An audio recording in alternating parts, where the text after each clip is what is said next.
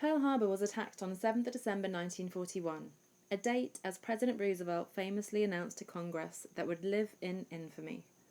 Today, Pearl Harbor is still a naval base, with a visitor center and museum dedicated to telling the story of what happened.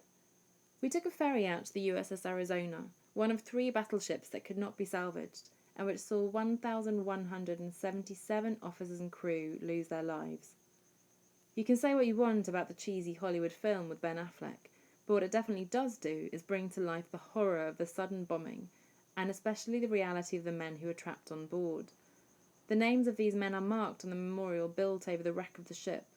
The men who survived that day and died later of old age have since had their ashes returned to be laid to rest with their comrades.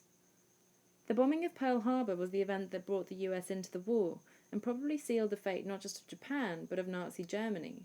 In short, a pretty crucial point in the course of the war, and of history. If Pearl Harbor and the USS Arizona marked the beginning of World War II for the US, it was the USS Missouri that marked the end. It was the last battleship commissioned by the US, and it was not yet built at the bombing of Pearl Harbor. Instead, it played an important role a few years later, when it housed the official signing of the Japanese surrender in September 1945. To my ignorant eye, the Missouri looks a lot like the Arizona in the film. This made it all the more poignant to walk around and imagine what it would have been like on board the battleships that were present in the harbour on the day of the bombing.